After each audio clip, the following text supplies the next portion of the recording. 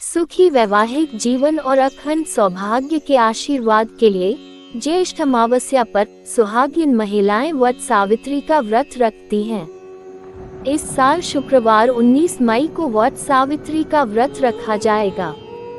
इसी दिन शनि जयंती भी है। वट सावित्री व्रत में बरगद के पेड़ की पूजा का विधान है। आइए जानते हैं वट सावित्री व्रत में बरगद के पेड़ की पूजा का महत्व और विधि। साथ ही जान लीजिए कि पहली बार वट सावित्री के व्रत में किन नियमों का पालन करना जरूरी होता है। सुहाग की सलामती, पति की लंबी आयु और पुत्र प्राप्ति के लिए हर साल ज्येष्ठ अमावस्या पर वट सावित्री व्रत रखा जाता है। कुछ स्थानों पर ये व्रत ज्येष्ठ पूर्णिमा के दिन भी रखते हैं।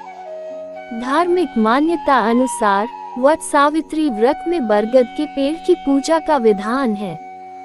मान्यता है कि जो सुहागन इस दिन वट वृक्ष की पूजा और परिक्रमा करती हैं, उन्हें मां सावित्री और त्रिदेव के आशीर्वाद से अखंड सौभाग्यवती रहने का वरदान मिलता है। आइए जानते हैं वट सावित्री व्रत में बरगद के पेड़ की पूजा का महत्व और विधि। बरगद के पेड़ का धार्मिक महत्व। हिंदू धर्म में बरगद के पेड़ को पूजनीय माना गया है। बरगद का वृक्ष एक दीर्घजीवी यानी लंबे समय तक जीवित रहने वाला विशाल वृक्ष है, इसलिए इसे अक्षय वृक्ष भी कहते हैं। यक्षों के राजा मणिभद्र से वट वृक्ष उत्पन्न हुआ था। मान्यता है कि ये पेड़ त्रिमूर्ति का प्रतीक है। इसकी छाल में विष्णु, जड़ में ब्रह्मा और शाखाओं में शिव का वास माना जाता है। इसके अलावा पेड़ की शाखाएं जो नीचे की तरफ लटकी रहती हैं, उनको मां सावित्री कहा जाता है। इसे प्रकृति के सृजन का प्रतीक भी माना जाता है, इसलिए संतान प्राप्ति की कामना के लिए भी इसकी पूजा अचूक मानी गई है। वट सावित्री व्रत में क्यों होती है बरगद की पूजा? पौराणिक कथा के अनुसार देवी सावित्री ने पति की रक्षा की विधि के विधान तक को बदल दिया था। पुराणों के अनुसार पति को संकट से उबारने के लिए सावित्री ने घोर तप और व्रत किया था। माता सावित्री के सतीत्व और पतिव्रता धर्म से प्रसन्न होकर यमराज ने उनके पति सत्यवान के प्राण बरगद के पेड़ के नीचे ही लौटाए थे। इसके बाद देवी सावित्री को 100 पुत्रों की माता होने का सौभाग्य भी मिला।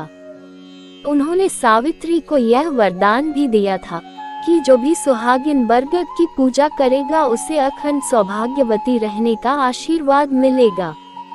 अगर शादी के बाद यह आपका पहला वट सावित्री व्रत है, तो आपको कुछ बातों का विशेष ध्यान रखने की जरूरत है। इसलिए जान लीजिए कि पहली बार वट सावित्री के व्रत में किन नियमों का पालन करना जरूरी होता है। वट सावित्री के नियम।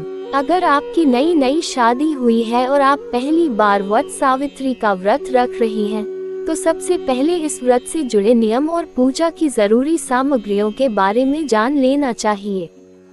वट सावित्री की पूजा के लिए आपको सावित्री सत्यवान की मूर्ति या फोटो, कलावा, अक्षत, सिंदूर, श्रृंगार का सामान, बांस का पंखा, दीप, धूप, घी, बरगद फल और मौसमी फल, फूल, सुपारी, रोली, बताशी, 1.25 मीटर लाल कपड़ा, नारियल, पान, दूर्वा, कुछ नकद पैसे आदि की जरूरत पड़ेगी।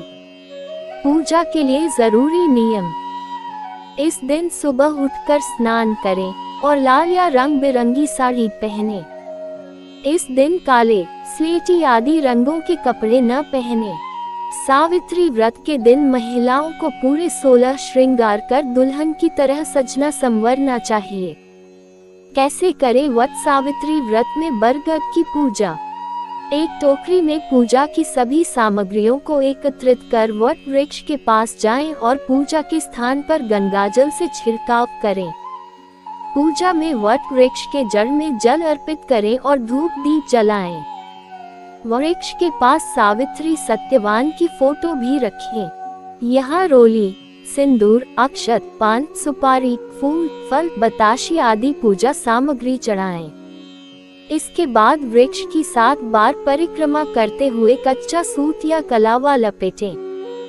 सभी महिलाएं वट वृक्ष के पास बैठकर वट सावित्री व्रत की कथा सुने या पढ़ें। पूजा के बाद फल, अनाज, कपड़ा और नकद पैसे किसी ब्राह्मण को दान जरूर करें। सावित्री व्रत में चने का बायना और कुछ पैसे सास को देकर उनका आशीर्वाद जरूर लें। सावित्री व्रत का पारण 11 भीगे चने खाकर करना चाहिए। इस तरह से विधिपूर्वक वट सावित्री का व्रत करने से अखंड सौभाग्य का आशीर्वाद प्राप्त होता है। बरगद के पेड़ के नीचे करें ये दान। वट वृक्ष की पूजा के बाद 7 या 11 सुहागिनों को आम और सुहाग की सामग्री जरूर भेंट करें। मान्यता है, इससे सुहाग पर संकट नहीं आता है। त्रिदेव की कृपा से वैवाहिक जीवन में खुशियां आती हैं और संतान सुख प्राप्त होता है। अगली कहानी के लिए चैनल सब्सक्राइब कर लीजिए, साथ ही नोटिफिकेशन बेल आइकॉन क्लिक करना न भूलें।